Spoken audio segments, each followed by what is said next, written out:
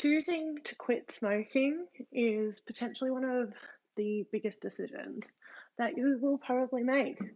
And I'm here today to give you a few tips and tricks to try and be as successful as possible.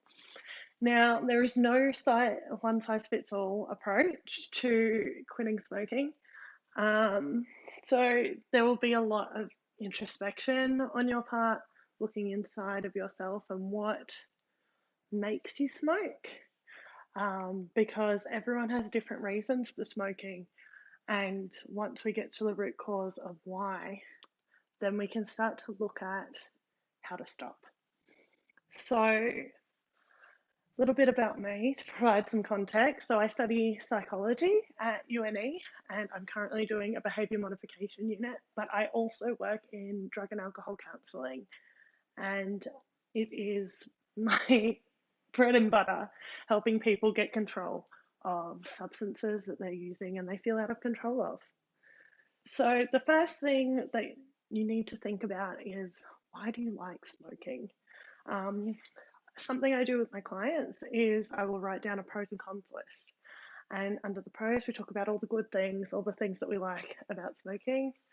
And the cons, we talk about all of the things that aren't so great and the reasons that they want to make a change. Um, and then going over, a lot of the times we get a really good insight into why they're using the cigarettes. A lot of the times it's things like feeling anxious, feeling angry, managing those feelings, bringing them back down. Sometimes it's spaces. So if you go to a bar and you sit in the smokers area, a lot of people do feel the need to smoke. Sometimes it's about the people you're spending time with. The people you're spending a lot of time with are smokers and they're smoking around you. That can potentially link it, and also different activities. So, for example, I helped my friend quit smoking not that long ago, and she would smoke every time she went on a long trip. And it was just she'd associated smoking with traveling. So these associations, they come without us knowing. So just sit down and have a little think, write it out, have a brainstorm, have a conversation, however it best works for you, but try and look at pros and cons. And the cons will be your main motivation. That's why you're here. That's why you've clicked on this video. But the pros will be the things that you kind of need to find alternatives for to make this a long-term change. And with the alternatives, it's kind of what can you do instead? So an example is if you have been smoking to manage your anxiety, then what you want to do is find different ways to cope with anxiety. Some people find deep breathing works really well for them. So just like, classic. Some people find removing themselves from situations that make them feel anxious to help. Sometimes it might be a bigger problem and you may need to see a psychologist or some other mental health professional to help you to manage your smoking, and not your smoking, sorry, your anxiety, rather than having a cigarette. Same for anger. So it could be removing yourself from the situation, could be doing some deep breathing to regulate yourself. It could be finding a way to safely and not calmly, safely and healthily regulate, not regulate, let out these emotions and feel like they've been channeled and managed. So, yeah, it's really around the feelings where alternative coping skills might be really handy. And again, not one size fits all. It will take a little bit of experimentation and trial and error to work it out. But once you do, you will not feel like you have this crutch in the cigarette. Another thing that works really well is letting other people know that you are trying to quit or you're trying to cut down. What this does is it keeps you accountable, but it also prompts people to give you a little bit of feedback. So that could be in if you post it online, or you just tell your partner or your friends or people that you spend time with at work. And so that can be really handy, because then if they do see you light up, it could be, hey, I thought you weren't smoking, what's going on? And then that allows you to talk through what's happening.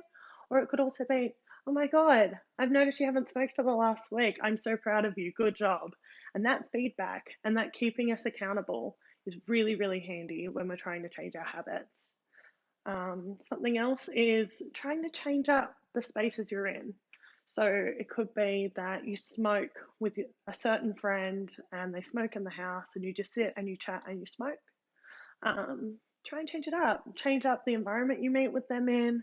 Ask if it's okay that you don't smoke when you're hanging out, or yeah, just things like that. Also, don't sit in the smokers area when you go out to a bar or a restaurant. Sit inside where it's harder to smoke, and you're also not picking up that secondhand smoke, and you're not feeling like you're missing out. Another thing that can work really, really well is just making it that little bit harder to have a smoke. Because a lot of the time it's such an automatic habit, like you're sitting, you're like, oh, I want to smoke, and it's right there. If it's right there, you will grab it, you will light up, you'll go. So something that works really well for some people is keeping their cigarettes and their lighter in like 2 separate rooms. Sometimes it's leaving your smokes in the car. So you have to leave whatever situation you're in, go to the car, get your smokes, and it just becomes this bigger process where you have more time to make a conscious choice about your decision. Another thing that can be really handy is a replacement. So there are 2 key types of replacements. You have nicotine replacement and you have herbal replacements. So nicotine replacements are probably the more well-known ones. They're things like Nicorette gum, patches, sprays, anything like that that gives you that hit of nicotine, which is the addictive chemical in the cigarette. That can be really good if you find that you get withdrawals from the chemical itself. They can be really, really handy in transitioning away from the actual cigarette, and can help you cut down like crazy. Other people find that they're more addicted to what I've had described to me as the ritual of having a cigarette, especially people who smoke rollies. So the ritual of getting the paper out, putting the tobacco in, putting the filter in, rolling it up, that is such a habitual pattern, and you're used to doing something with your hands. And if you don't feel ready to give that up just yet, I really strongly suggest a herbal replacement, something like No Nic from the Happy Herb Company. I'll link it below. Can be so handy. So the way that I've used this with people in the past is they will get a pouch of No Nic, so affordable compared to cigarettes in Australia, and you chop it up.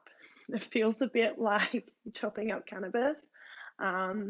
And it kind of smells a little bit like that too when it's being smoked, which can deter you from smoking it in public, which is great. But you chop it up, and initially people like to mix it with the tobacco leaf, and then they can smoke it half and half, roundabouts, not that they're weighing it, and then gradually transition to more no nic and less of the tobacco until you're eventually just smoking the no nic. And because no nic doesn't have any nicotine in it, you don't feel the cravings as much, and you'll actually find a reduction in how much you are smoking when you've transitioned to just no nic. So that can be a really great way to taper off. As I said at the start, there is no one size fits all solution, but those are 5 key tips on how to reduce or quit smoking if that's something you're interested in. But I think the most important thing is to remember that it's a trial and error process, and every day you go without a cigarette is better than the last time. Even if you relapse, just keep going, because you've done better than you've done before. Good luck.